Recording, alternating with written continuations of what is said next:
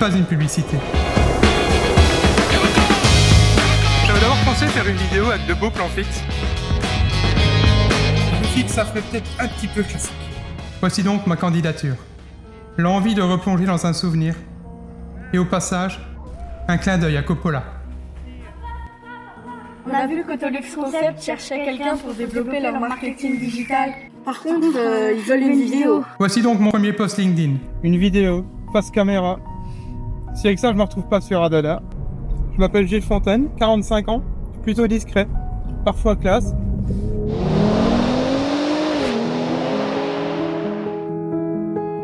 J'ai 16 ans, premier job d'été, premier salaire. L'envie est venue comme ça, restaurer une voiture d'époque avec mon père.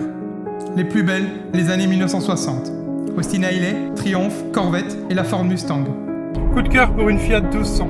De 1961, dessinée par Pininfarina. Ces lignes se retrouveront quelques années plus tard sur la 250 GTE, chez Ferrari. Pourquoi pas une MGB ou une Spitfire? Les pièces sont plus faciles à trouver. Elle arrive des Pays-Bas sur un plateau en plein hiver. Je me souviens du marchand. Elle ne démarrera pas, elle a eu froid. Poussons-la. On l'installe au fond du garage, elle est belle. Commence le démontage, les chromes dans un carton, l'électronique dans un autre.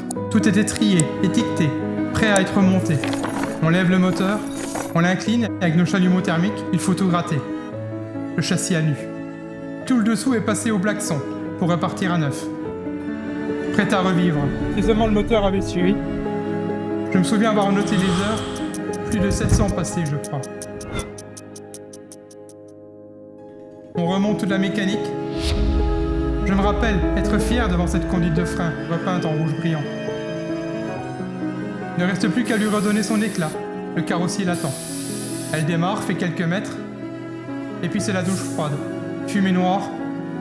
Moteur HS, introuvable. À l'époque, il n'y avait pas internet. Plusieurs blocs moteurs essayés, mais ça coince à chaque fois. Quelques mois passent. Mes parents se séparent, la maison est vendue. Elle a sans doute terminé à la casse. 30 ans presque, et j'ai toujours la chair de poule quand j'y repense. J'en ai rêvé, mais je ne l'ai jamais conduite. Pas une seule fois. C'est triste, non? Chaque voiture a une histoire à raconter. Un enfant qui en a rêvé, un designer qui l'a dessinée, une époque qu'elle a traversée. Alors oui, exiger une vidéo comme candidature? C'était original. Mais surtout, c'était un prétexte pour renouer avec le passé. Dans mon métier, comme dans ce genre d'histoire, tout commence par une idée, une passion, et l'envie de faire quelque chose de beau. Tout simplement.